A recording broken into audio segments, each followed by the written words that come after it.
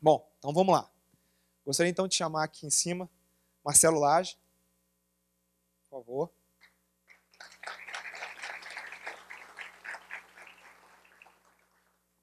É com você. Boa noite. Tudo bem, pessoal? Agora sim, oi. Bom, meu nome é Marcelo Lage, eu sou aprendiz Jedi na Startify. Já me chamaram de Obi-Wan, agora que eu deixei a barba crescer, eu não tinha barba no passado, agora falar que eu estou igual ao Obi-Wan. Mas eu digo que eu ainda sou aprendiz, porque esse negócio de inovação, a gente precisa estar sempre aprendendo, né? O que a gente vai ver aqui hoje, as startups que vão estar apresentando para a gente, tudo que elas vão apresentar aqui hoje é resultado do aprendizado, né, que elas tiveram sobre o mercado, sobre a tecnologia, sobre tudo que elas precisaram fazer para chegar onde elas chegaram. Então, nada mais natural que ao longo dos anos da vida da Startup, desses 3 anos de aceleração, ela percebesse e entendesse que educação é uma das questões-chave quando a gente fala de transformação, né? E aí, da onde que entra... Por que a Startify, né? E disso que eu quero falar primeiro com vocês. A Startify é o braço de educação empreendedora da Startup e a gente trabalha educação com uma visão um pouquinho diferente. Não é sala de aula. A gente entende que trabalhos de consultoria também são trabalhos de educação. Dentro da empresa, exclusivo, feito sob medida, mas são trabalhos de educação. Então, por que fundar uma empresa de educação? Por que falar de educação dentro da aceleração, além de melhorar a qualidade dos projetos? A gente percebeu, né, eu e o Marcílio, a gente tem essa ideia comum sobre o mundo dos negócios, que as empresas não conseguem inovar e desenvolver novos produtos e novas soluções porque as pessoas que estão lá dentro vivem vidas atrofiadas. A gente vai ver aqui pessoas extremamente engajadas, motivadas, querendo mudar o mundo, que são as startups que vão apresentar, e que, na verdade, muitos deles estão aqui e querem se tornar empresários de sucesso, como alguns de vocês que estão aqui assistindo as apresentações deles. Né? Não é interessante isso? E a gente pensa que nessas empresas que alcançaram o sucesso, muitas vezes a gente vê pessoas desmotivadas, desengajadas, pessoas que estão lá só para bater cartão, né? E são pessoas que não têm espaço para apresentar e exercitar sua criatividade. Quantas vezes a gente vê isso? Aquelas frases que se repetem, às vezes de forma a gente acha que é inofensivo, mas apresenta frases como manda quem pode, obedece quem tem juízo. Aqui isso não funciona. Meu chefe não vai deixar eu fazer isso nunca. Essas frases, por mais inofensivas e ditas em tom de brincadeira, na mesa do bar, naquele momento que fala mal do chefe, né, elas podem parecer inofensivas, mas no fundo, elas dizem muito sobre a cultura da sua empresa.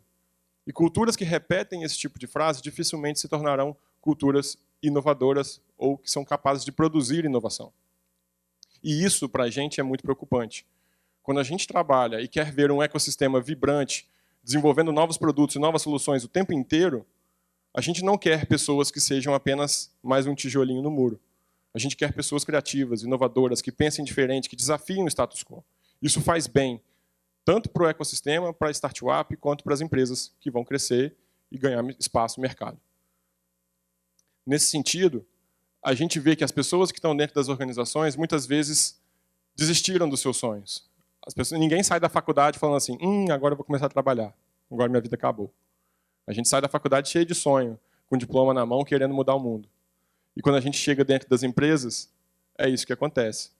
A gente deixa de perseguir os nossos sonhos e passa a aceitar o salário que nos pagam para fazer o trabalho que é feito.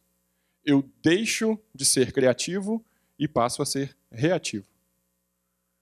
No fundo, toda organização ela é feita de pessoas. E se as pessoas das nossas organizações não estão motivadas, engajadas para usar a sua criatividade, todo o seu potencial, nós estamos com um problema gravíssimo na mão. E é isso que a gente não aceita. A gente entende, e a ciência já provou para a gente, que não existe nenhuma pessoa no mundo que seja motivada pura e simplesmente por dinheiro. O dinheiro não pode mais ser um fim em si mesmo. Acumular e acumular e acumular dinheiro não traz realização e não traz felicidade.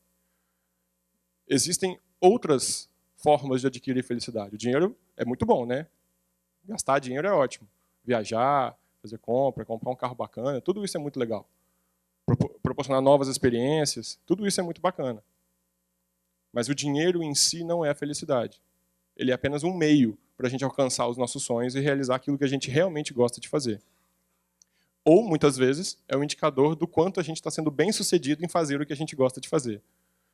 Afinal de contas, as startups já mostraram para a gente que é possível casar trabalho com felicidade. A gente tem vários exemplos e várias empresas, né, e a gente admira muito o clima organizacional das startups. Toda semana, pelo menos, chega alguém ou algum e-mail na minha caixa de mensagem ou na caixa do Marcílio, falando, nossa, eu quero me aproximar desse ecossistema, é muito legal, as pessoas são, todo mundo é ouvido, todo mundo trabalha junto, o trabalho em equipe é muito positivo, o clima é muito bacana. A gente escuta isso o tempo inteiro. Né? E a gente vê essas pessoas que trabalham e se divertem juntas e são capazes de mudar o mundo. O Uber está mudando o mundo. Ou pelo menos as leis de diversos países do mundo. Mas não precisa ser só o Uber. Netflix está mudando o mundo. Quantas outras startups estão mudando o mundo também? Se fosse dinheiro, a gente tinha mais caixas fortes como essas construídas por aí. Se a gente gostasse muito de dinheiro, a gente não gastava o dinheiro. A gente ia guardar, guardar, guardar e ficar com ele todo para a gente. Mas não é esse o ponto. Né? A ciência já provou e a gente já sabe que isso não funciona. Muito bem. E a gente praticando, só para fechar esse assunto, e a gente praticando remuneração variável, se o cara trabalhar mais, eu pago mais. Isso só funciona para uma gama muito limitada de atividades e durante um tempo muito pequenininho. Se alguém ainda está praticando remuneração variável nas empresas de vocês, cuidado. E se vocês estão pensando em fazer, não façam. Estudem mais um pouquinho, que isso não é legal. Mas então, o que é legal? Né? Tá, bom, esse cara está falando aí, tudo que eu faço está errado. Então, o que é legal? O que ficou pelo caminho? O que a gente precisa entender um pouquinho melhor nas nossas organizações? O fato é que sistemas ruins ganham de pessoas boas. Não é a primeira vez que eu digo isso, muito menos nesse auditório. Eu já disse algumas vezes, eu acho. Mas isso é uma frase que eu falo sempre, já repeti ela umas 2 vezes hoje e vou falar quantas vezes forem necessárias. Os sistemas de trabalho das nossas organizações, eles estão matando a criatividade e a motivação das pessoas. Isso não sou eu que estou falando. Isso é uma pesquisa do Instituto Gallup, uma empresa americana, que faz uma pesquisa mais ou menos a cada 3 ou 4 anos, que eles fazem uma pesquisa sobre o status da motivação das pessoas no trabalho. E o que esse estudo diz para a gente? 13% das pessoas nas empresas estão engajadas, motivadas, trabalhando para ajudar a empresa a realizar sua missão, sua visão, seus valores, etc.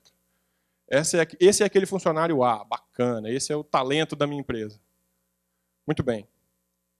63% das pessoas nas organizações estão batendo cartão. Fazendo o que mandam. Fala aí para mim, eu faço, obedeço, tá bom? É isso, chefe? Sim, senhor, vou fazer. Não critica, não questiona, não melhora e mantém as coisas como são. E a gente fica achando que está tudo bem. Mas o número mais preocupante não é esse.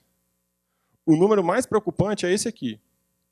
24% das pessoas estão agindo contra a empresa.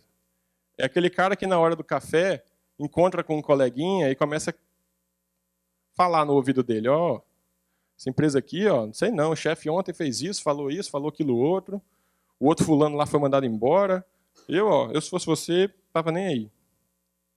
E essas coisas são um pouquinho sutis, a gente não vê, mas esse é aquele cara que na hora que vai no banheiro gasta todo o papel do mundo que ele puder.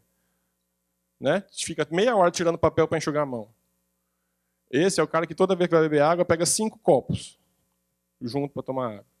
Esse é o cara que não contribui na reunião ou fala que vai estar tudo errado e mata a motivação de todo mundo que está em volta.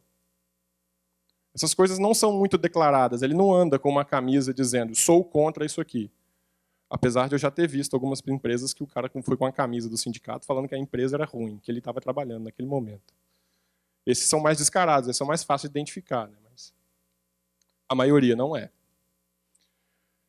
Isso, de outra forma, é mais ou menos assim. Num grupo de 20 pessoas, tem 2,5 que estão a fim de trabalhar e 5 que não estão. Para ficar mais simples, a gente dá 2 passos para trás para cada passo para frente que a gente tenta dar. Como que a gente quer inovar, crescer e transformar uma economia quando as nossas empresas fazem isso aqui? Então, dessa situação. Quando o sistema de trabalho que a gente tem dentro das nossas empresas promovem resultados como esse. Porque isso é resultado. Gostemos ou não, isso é resultado do nosso sistema econômico, da forma como nossas empresas estão organizadas. Eu tive numa palestra hoje mais cedo, onde a professora mostrou um estudo europeu que diz que em 2030, ou seja, daqui a 14 anos, 1/3 das posições estratégicas das organizações estarão vagas por falta de talento no Brasil. Porque quando a gente tem organizações desse tipo, é claro que os nossos talentos vão buscar oportunidades em outros lugares. Vão para os Estados Unidos, para a Alemanha, para Londres, para o Japão, para a China, onde tiver oportunidade para eles desenvolverem o seu potencial, a sua criatividade. Então, se nós queremos manter a nossa competitividade, como o Marcílio colocou na palestra dele, como tem que ser um dos nossos focos, nós precisamos sim pensar na gestão das nossas organizações. Então, já que a gente está falando de startup, essas que eu estava falando são as grandes organizações, que é o emprego a maioria das pessoas, né? Ou boa parte das pessoas. O que aconteceu com as nossas empresas que, quando elas eram pequenininhas, estavam nascendo, pedindo investimento para continuar vivendo, e com uma energia e um engajamento gigantesco para mudar o mundo, se tornaram empresas onde as pessoas estão desengajadas? Aonde que a gente errou? Essa é uma frase que eu gosto muito. Nunca duvide que um grupo de pessoas comprometidas possa mudar o mundo. De fato, é a única coisa que o fez. Temos evidências disso. Falando de startup, né, não preciso mais relacionar todas elas aqui que estão mudando o mundo. Mas se as pequenas empresas, pequenos grupos de pessoas conseguem mudar o mundo, por que os grandes grupos de pessoas não conseguem? Porque eles já foram pequenos, fizeram as transformações que o mundo se tornou o que é hoje, e as coisas se perderam, né? Alguma coisa claramente ficou pelo caminho. O engajamento das pessoas, a capacidade de motivar, de engajar, de trabalhar junto, de criar, de desafiar o que existe, o medo, a coragem que aceita o erro como parte do aprendizado. Lembra que a gente está falando, no final das contas, de aprendizado? Né? E o erro faz a gente aprender. Se tudo isso ficou pelo caminho, talvez seja a hora da gente voltar. Parar um pouquinho e pensar.